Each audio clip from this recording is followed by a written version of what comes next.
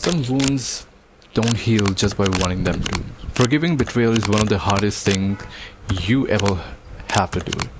And honestly, not everyone wants to, and that's, I think, completely okay. But if you're here, you probably do want to forgive. So, this is for you. There are actually two questions we need to work through together. The first one is why forgive betrayal in the first place? And the second one is how do you actually forgive betrayal? So both of these questions, we are going to deal with that, and we're going to find the answer to that question. And the first one is actually, why do I forgive that person? That person is so awful. I really don't want to forgive that person. Like, why do I do that? Why do I do that in the first place? That person is so awful. I could maybe agree with you that, or maybe you don't have that reason to do it, right? But the best answer that I can give you right now, the best and shortest answer the reason I can give you is for you. You want to forgive that person for you, for yourself, so you could live a very good and very happy life. And the whole point of this YouTube channel is that so you could live a very good life and very happy life. That is the whole purpose of it.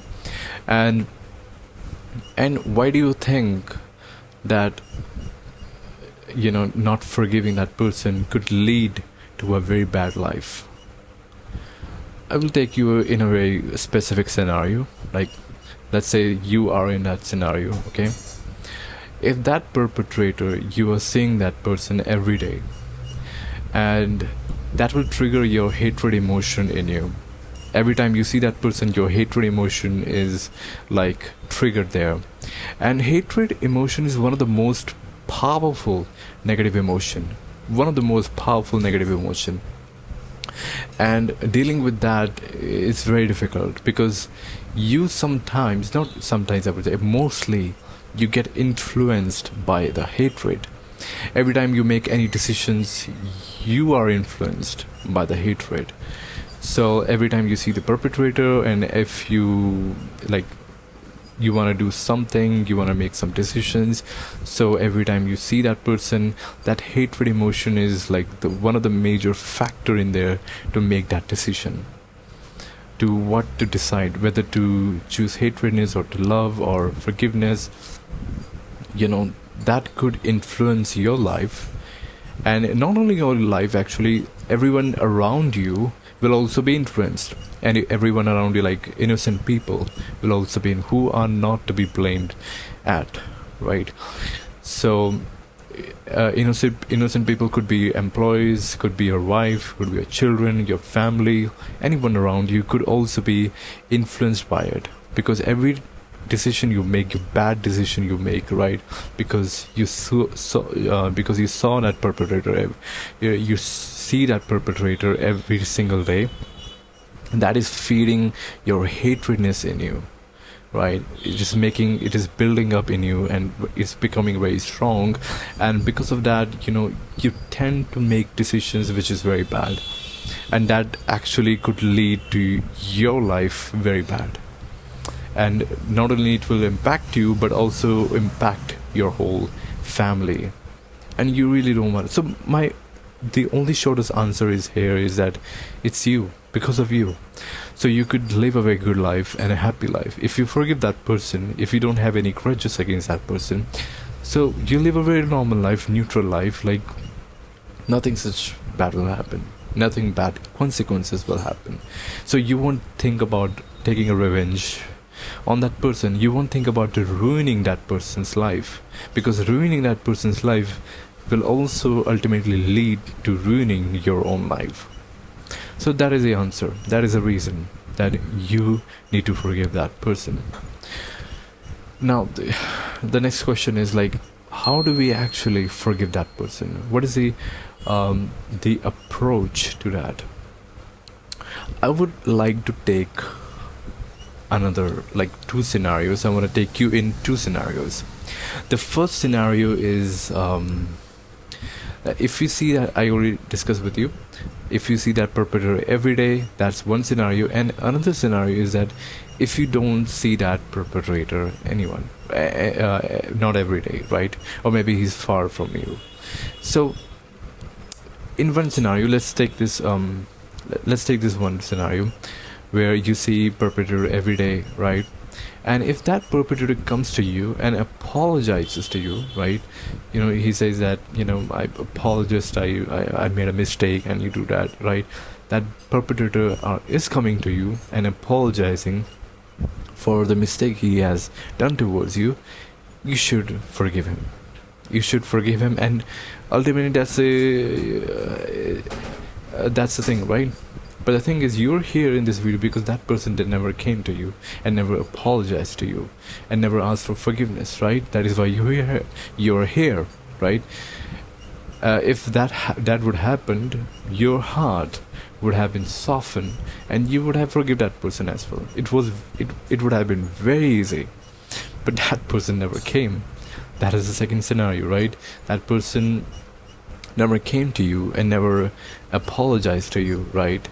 So the Bible says to confront that person. If that person has done something bad towards you, confront that person, go to that person and ask them, why did you do that, and ask for apology, right? Confrontation is one of the scenario that Bible tells us to deal with. And if that person apologizes, then you forgive them. And if he doesn't, then you don't actually forgive them, then you cut off the relationship with that person, right? That is another scenario. But there is a special scenario, like third scenario, like he doesn't come to you and apologize to you. He never comes there. He never comes to apologize to you, and you also don't want to confront that person. That third scenario I want to talk about today. You don't want to confront that for any complicated reason. You don't want to do that. Maybe you don't want to see that person's face. Maybe it's that deep hatred. You really don't want to see that person's face, and you don't want to confront with that person. And that person has also not come to you and asked for forgiveness. So the hatred is still within you. And how do you actually deal with this situation, right? So let me show you in the Bible. The Bible says something.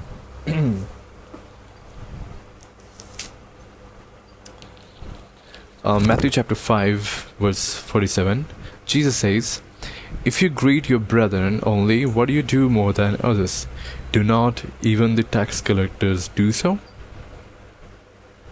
So Jesus is asking,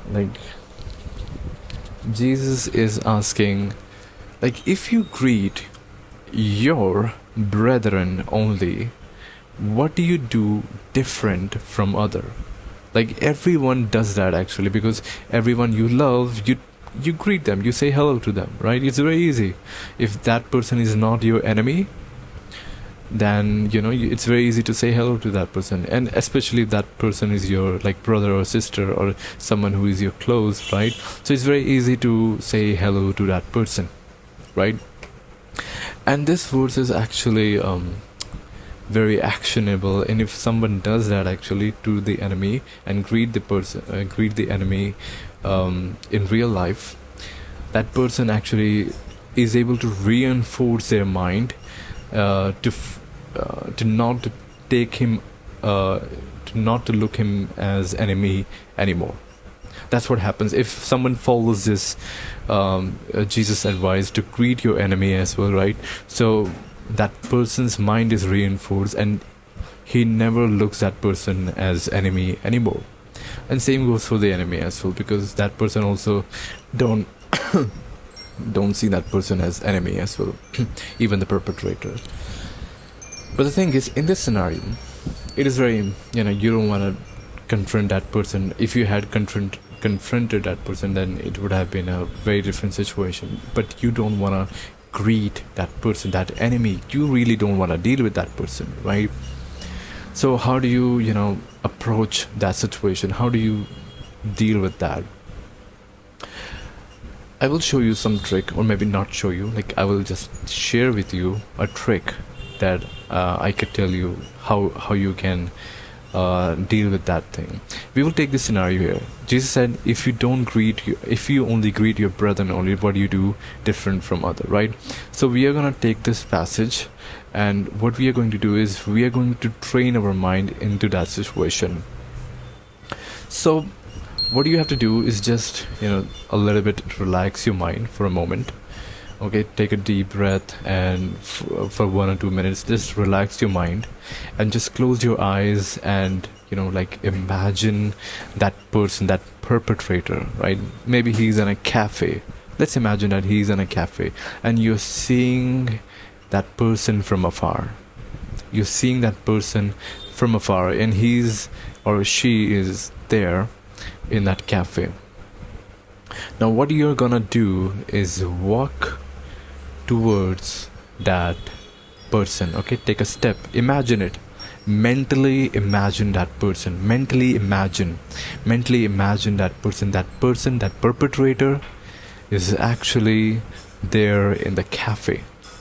Now what you do is walk up to that person, walk up to that person and call his name or her name, right? Just imagine it, don't say it, just imagine it. You're doing that, imagine it. You went your way to him and you're saying hello to him, right? Or maybe you're calling his name and he sees you, he looks at you, right? Maybe he was looking at other way, now he's looking at you. Now you say hello by calling his name.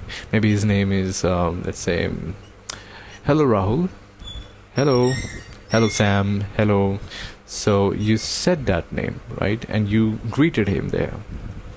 Now this was a very lighter version of like what Jesus said, right? It doesn't, you did one thing, you took a step actually, right? You took a step and you greeted that person, you greeted it and said, hey, hello, how are you, right? And you having a wonderful conversation and you are smiling, and you're not looking at him with grudges, right? So imagine all that situation, you're smiling, and with a great smile you're just saying hello, how are you, right? So imagine yourself doing that.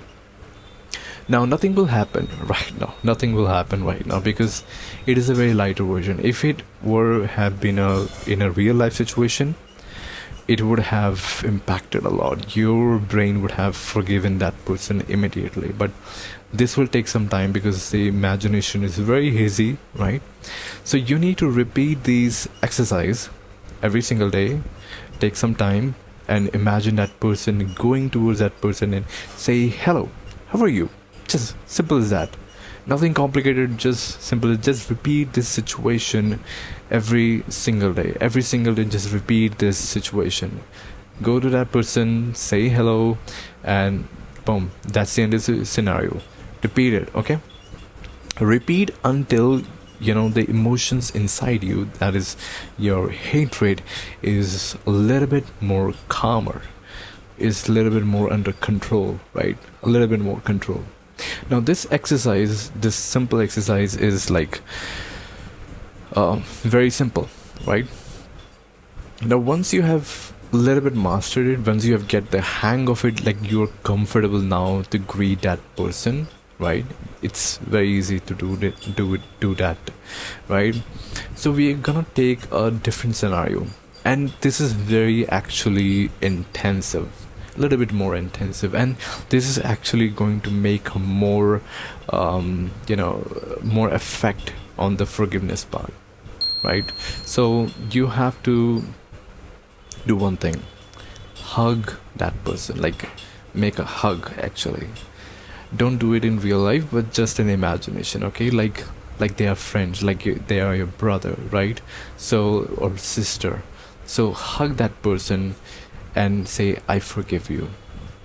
That's it. Like say I forgive you, right? It will be a little bit uncomfortable to doing that, but this is also one of the second exercise you can do. Just hug that person, like you have a very great smile hugging that person, right? That also, your mind, you trick your mind into thinking that perpetrator may not be the enemy, and your the hatred emotion gets under more control and gets dampened down a lot. There's a third exercise that I want to discuss with you, is a little bit more actually very I don't know how to say, it's very intense actually. This one is also very intense, and this one, a scenario is like you are in a mountain or on a mountain, and the perpetrator is actually on a cliff, right? And he has held your hand, and he's like, his life situation is actually in your hand. So he could die if you leave your hand, or he could live if you grab his hand and, you know, grab him from the cliff. So you could save his life. So there are two options here. You could maybe save his life or her life, or maybe you could like leave his hand and destroy him. That is the third scenario, which is very intensive. So what you want to do is, like, you imagine yourself like you are on a mountain, and that person is actually hanging on a cliff, and that life situation is actually dependent on your hand, and he has held your hand, and it's that life situation is actually dependent on you, not your hand. So now it's up to you what you want to do, right? So I want to suggest you choose saving his life. Save his life, and pull him up and save his life. So do this exercise actually, so that will reinforce your mind into thinking that perpetrator is actually not your enemy. This is one of the final thing that you ever want to do it. And once you do these three exercises, you are actually in a good place. Then seeing that perpetrator every day won't be very difficult for you, and it will be very, very much easy for you. So that's it for the day. That's the one I want to share with you all people. If you have any questions, you can ask me in the comments. I will happy to answer your all questions. Thank you. Bye bye.